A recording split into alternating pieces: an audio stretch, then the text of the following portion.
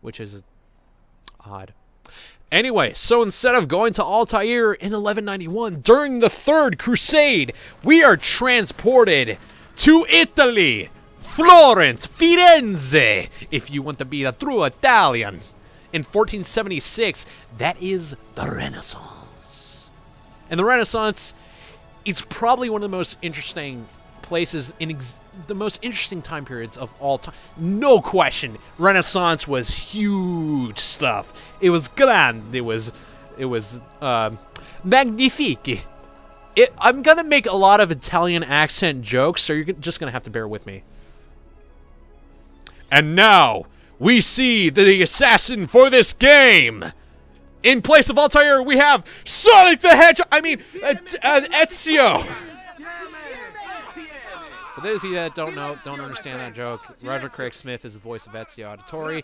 He also does Sonic the Hedgehog. Do you know what brings us here tonight? He's a great character. I love Roger Craig Smith as Ezio.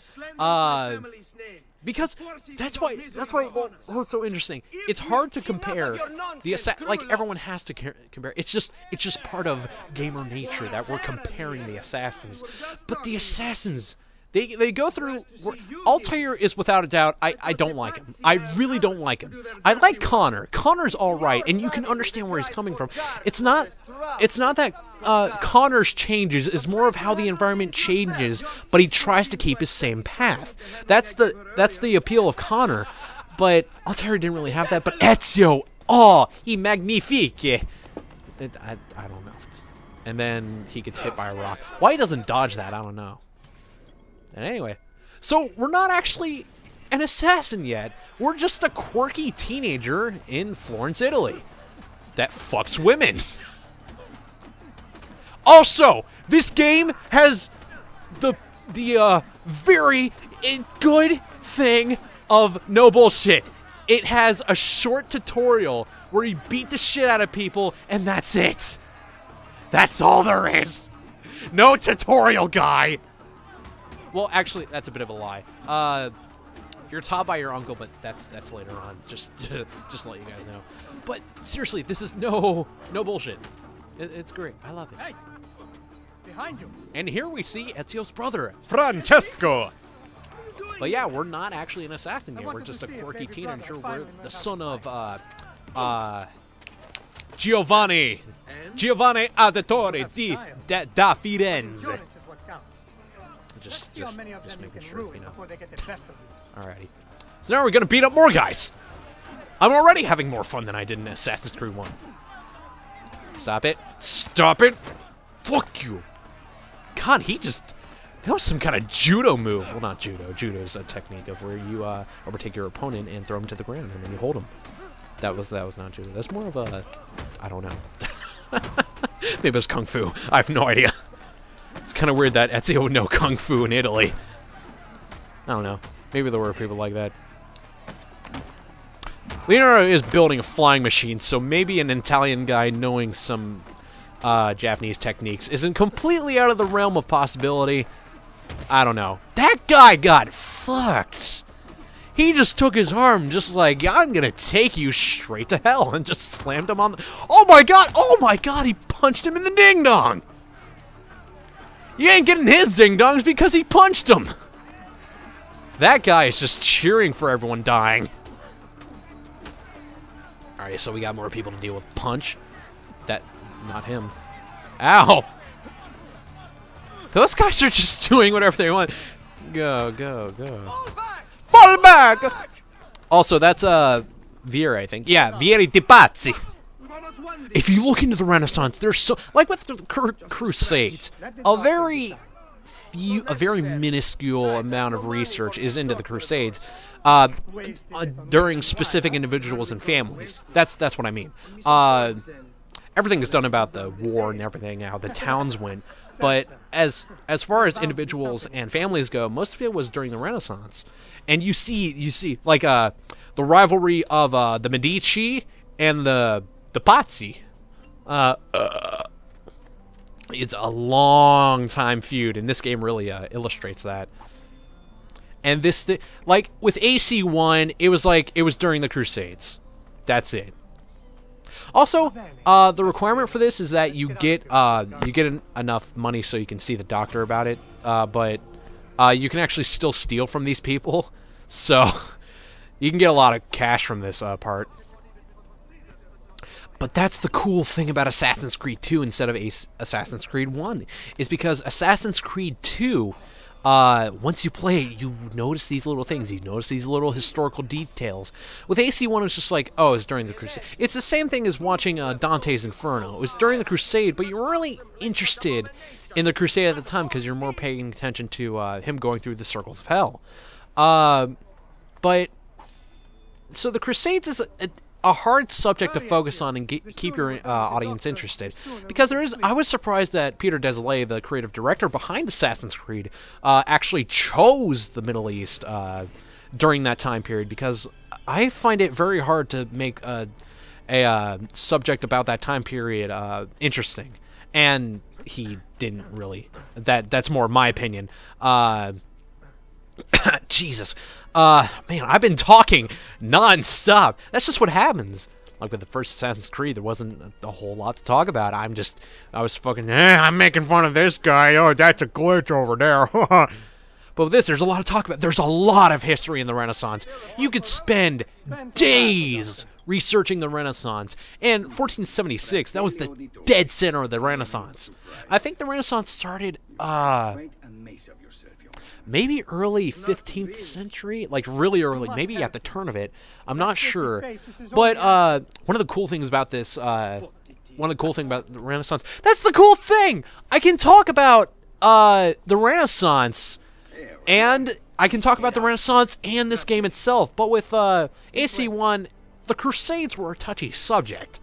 So, there wasn't a whole lot to talk about. But with this, I have so many things to talk about. It's not like with Silver and Sonic 06, where it's just like, I have a lot to talk about because there's a lot to a new character. No, that's not it at all. This is really straight up. I'm actually thinking about giving historical facts along with these certain people, along with these certain, things. And yeah. Alrighty. Oh, shit. Did I say that right? Federico? I think I called him Francesco. Oh, well. Yeah. So he gets the lead, and I easily overtake him. The climbing in this game is so, oh my god, overhauled. It's so much better. Like with this, I kind of fucked up, but I got right back up, and I'm fine. I can even have some fun with it. And I can even climb up here. Oh, look at that. Oh, I won so easily. Come on, then. This way. But yeah, this game is so good with its introduction. You're just a quirky guy, and you're just, having competition with your brother, and you're just like, this is so cool. With AC1, it threw you into the assassins without much explanation, and then I'll tell you already fucks up, and that's the whole first part of AC1 is exposition. But with this, it's just like, it's a normal side story. A couple of guys get into a fight over their families, and then this guy has a race with his brother, and then this is how it ends. Ubisoft. This is one of my favorite moments in in all video games. Just this introduction with the track that's called Ezio's Family, which was actually considered by a lot of people the theme of Assassin's Creed for a while until the actual theme was made. I still like Ezio's Family better though. Just this long scape of Florence of the orange rooftops. It's so good. Ezio, I like it. Let Cristina sleep. And what do you do to complement this great scenery? You go and fuck someone. That's what you do. That's what we're gonna do. We're gonna visit Cristina Vespucci, tell her about the magnificent scenery on the top of the church, and then we're gonna butt fuck her. Yeah. I love the synchronization music. Oh my. I like this game a lot. A lot. I even, like, with other games, there are other games that I really liked for a long time, and then I played it again, and it's like, I don't like it. It was the same thing with Sonic Heroes. I really liked Sonic Heroes when I played it back when I was a kid, and then I played it again. It was just like, it's not as good as I remember. But with this, I actually played it later, and I had more appreciation for it. It was a weird effect. I was like, this is a pretty good game when I first played it. This is a pretty good game. I liked it. There's a lot of history. And then I played it again after a while. After I figured out the difference between composite and component cables, I played it again with all its HD glory. And I was just like, it's so beautiful. We're going to drop 3 stories and just lose some health. We're fine. Christina! Can I fuck your butt? As said before, we're good. Like, I've known. May I come in? I love Ezio. But only for a minute. A minute is all I need. Indeed. Well, wait. That came out wrong. That mere second of Ezio being, that came out wrong. That mere second, you already like him better than Altair. Come here. I really don't like Altair. Because he's a dick, and then he becomes a dick, and then he's not a dick. That's how it worked. He was pretty monotone. But Ezio, he goes through all this stuff. He's just this dude in the middle of this magnificent period in time. And it's just, you get to suck it all in.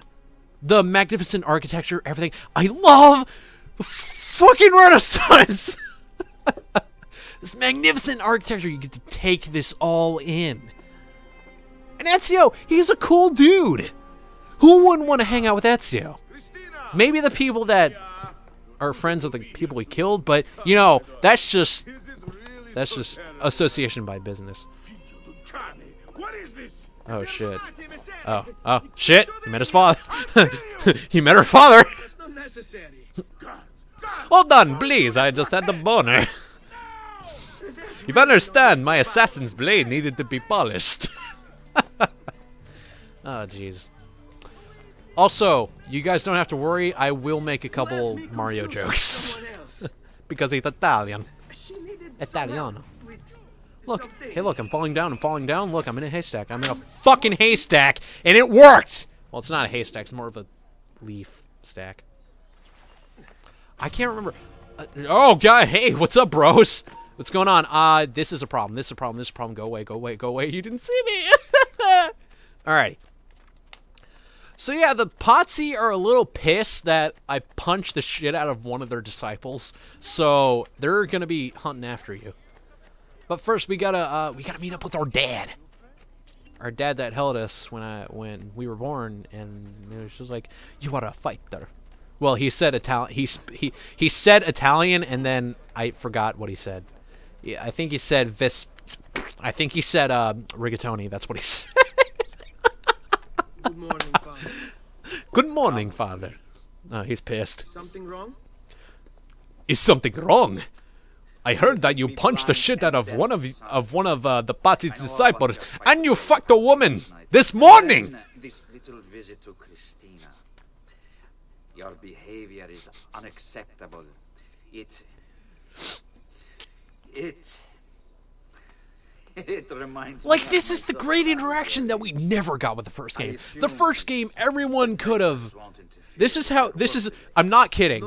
This is how I measure the character's worth in a story. This is how I measure it. If you took all the characters in one game, if you're comparing games actually, if you took all this is how I compared Game of the Year for me. If you take all the characters from one game, put them in a car, and drive it straight off a cliff, how sad would you be that they all died and perished? I did that. I compared it with GTA and The Last of Us. So if I took Michael, Trevor, and Franklin into a truck and drove them off a cliff and they all died in a fiery inferno, I'd be like, that sucks. But if you took Joel and Ellie and stuck them in a car and tossed them off in a fiery inferno, I'd be upset. So that's how I chose the Game of the Year. Yeah, my Game of the Year is The Last of Us. I love that game so much.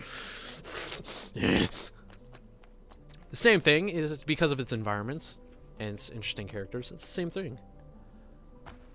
Oh, hey, chest. Sweet. Also, this game introduces the system of currency. So you can actually buy certain weaponry and not have your fucking master distribute them to you. Oh, you proved yourself. Well, that's Italian. Hang on. Oh, you proved yourself, and I'm just gonna. Oh, you prove yourself to be a good person. You're trustworthy. Enough. Here's a sword. And a knife that comes out of your wrist. Okay, Al-Mualim, I killed the second guy. What do I get this time? Knives. Knives? Knives. I don't understand how that's very important. Knives. Alright, so we're making deliveries. But yeah, that's the entire point. You're just walking through Florence. This is Florence. I actually forgot to praise the last game because of this, but it was very detailed. That's what I meant. It was very detailed. But with this game, it just blows the first one out of the water. It doesn't even blow it out of the water. It sinks it. It sticks to the sea floor where it is eventually dissipated and turns into nuclear waste so Trevor can find it later and sell it as a mass weapon of destruction. A weapon of mass... That's what I meant to say. But anyway, we're climbing across rooftops and no one gives a shit. Alrighty. Let's get up here. Get up the fucking building. Look at that. Look at that. Okay, Altair, if you're watching, you're dead, but still. If you're watching this, this is how you climb fast. A sequence like that took 3 seconds. A sequence like that in the first game would have probably taken an hour. Give or take a couple minutes. Adding in the fact that beggars throw rocks at you. Also, there's no beggars in this game. There's no beggars, but there's the musicians, but that's a different story. The musicians are the more likable obstacle. They're like, oh, you're singing to me and you're approaching me. I get it. You want some cash for your entertainment. Beggars are just annoying. There's so many of them. Anyway, it doesn't matter. Also, they did away with, the praying, excuse me, the praying that had to do with the original game, or the blending rather, that is gone, actually. We're not allowed to use, we're not allowed to do that anymore. Instead, we are given the fast walk, which is surprisingly more effective than one would think. Anyway, I'm not even following where I'm supposed to go. We're also given the shove! Thank you! That made me so mad in the first game, where it's just like, you're not a master assassin. You're not allowed to push anyone. How come, Al-Mualim? You need to have a good sense of justice and responsibility to shove people. Okay. That's how it's done. And Avermedia is keeping. Ah, God! Oh God. Okay. Don't worry about it. I just almost committed suicide. Keep up the good